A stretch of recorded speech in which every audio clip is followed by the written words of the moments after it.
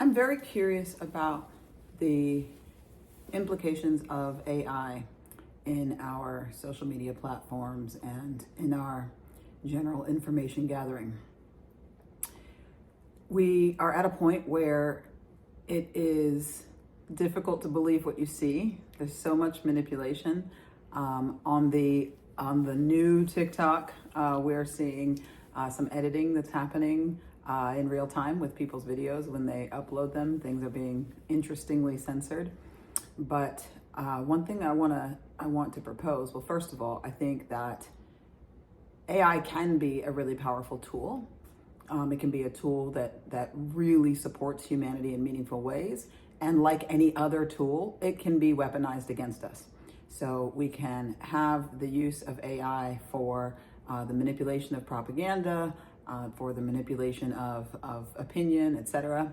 And we can also have really great examples of people able to increase their own productivity, expand their entrepreneurial access. There's so many things that can happen in terms of increasing our own efficiency, our capacity to the same way that some jobs are being replaced with AI, you can hire AI to do a lot of things for you if you know how to use it. So the idea of prompt engineering and understanding what to ask and how to use it is a really powerful thing, and it's worth researching. Now, there's really two sides to this thing, because the reality, from what I'm understanding, is that AI is powered by server farms, and those are computer-based, and they are generating a whole lot of heat, and it requires a lot of energy and a lot of water to cool those servers. And so the impact on our planet, based on the use of AI, is pretty significant. So while there is an understandable learning curve that will be required for each of us to understand how to best use and access and leverage this power, I would try to identify some ways to be responsible with the use of AI. So one thing is the frivolous inquiries, the kind of silly playing around. I would really limit that. Like, use it with great purpose. Understand that it comes at a cost to our planet and to our resources. And if you're able to use it in service of your independence, your liberation, the support of yourself and your family, that is one thing. But just playing with it is, I think that we have to be thoughtful about how we engage with AI. The other thing that I wanted to add is that as far as what's being manipulated in terms of images and what we're seeing, so if we take this, the situation with the glowing orbs in the sky, for instance, very difficult to believe what your eyes might see at this point. However, if you're able to kind of recognize, like, take everything with a grain of salt and understand that not everything that you are seeing might be true, there is another perspective on how you can interact with that which might not be real. So when we think about manifestation and we think about the manner in which we may be able to, are able to control our reality and affect our material world, if what you're seeing in the AI images manipulated, or in images that you're not sure whether they're real or not, if it supports the worldview that you want to lean into, if it supports your idea of freedom and joy and love and the planet and the world that you want to live on, then I think it's safer for you to allow that energy into your consciousness, because whatever energy you allow into your consciousness shapes the reality that you experience. And that's a whole nother conversation. But for those of you who are interested in the quantum physics of it all, the metaphysics of it all, there is something, the idea that we are creating our reality by what we think, by what we do, by how we act, by what we say.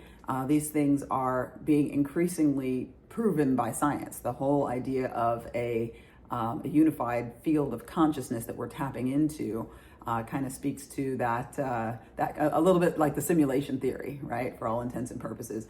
Difficult to understand if you're not going down that rabbit hole and into the science of it all, but my favorite part about the age that we're living in right now is that science is starting to catch up with spirituality. So what was once conspiracy or woo or fringe or esoteric, we're starting to be able to demonstrate and quantify and calibrate at a scientific level, because science is, it's just what is magic and spirituality. A lot of it is things that science just doesn't understand yet, and science is starting to understand some of these things. So if you're seeing something in social media that seems too good to be true, you don't have to believe it as gospel, but if it supports the world that you want to live in, and if it feels like it's something that you want to be true or should be true, go ahead and allow yourself to absorb it.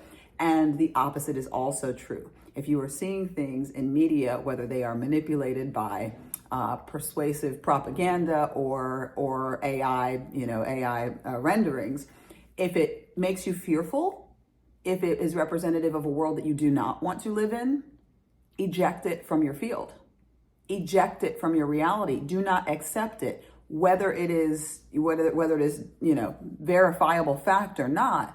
You don't have to accept that reality. Now, my only caveat would be, for some of the things that are happening socially, where that real people are being adversely affected and you want to be part of the solution, then it's worthwhile to understand what is happening and to offer whatever energy, resources, intelligence, ideas that you can into the solution. You need to know enough to be able to do that. But otherwise, if it is just generally invoking fear, it does not feel good, and it does not represent a world that you want to live in, then consider not accepting that into your reality, because the more of the fear mongering, the more of the propaganda and manipulation, the more of the negative energy, the low vibrational stuff that you allow into your field, the more you're going to create that in your reality, which is the opposite of what you want to do. So you do not want to allow into your energetic field anything that feels out of alignment with where you want to be, where you want to go, how you want to live, and the world that you want to be a part of. Do not allow that into your energy. And one way of doing that might be to limit the amount of external data that you take in. The most powerful thing that you can do for yourself as a human being is to be present in your moments, to be out in nature, to connect with actual real humans. So obviously I'm here on social media, so I'm not saying don't be on it at all. But if it is causing you to feel perpetually fearful, and it is causing you to imagine and ideate and have intrusive thoughts, etc., then consider ejecting that from your field. So take it in if it feels good, if it feels loving, if it feels supportive of the world and the self that you want to create. Awesome. Whether it is AI generated or not, because the reality is, many folks have been creating vision boards from time immemorial. Why? Because when you are crystal clear about what it is that you want to manifest and you have it on that vision board, you put it in front of you, it is easier for you to bring that into reality. And that same is true of AI, whatever it is that you're experiencing and looking at. So if the AI supports your dreams, your goals, your vision for the future, by all means, take it in. And again, just be thoughtful about how you use AI and make sure that when you are personally using it, that you are using it in service of something greater that you're trying to manifest. I think that will kind of help balance it out, because it's here to stay. Unless the lights go out, it is here to stay. And we need to learn how to make the best of it. And the best way to make the best of it is to allow it to work for you, not work on you. All right. I hope that this helps, and I'll talk to you soon.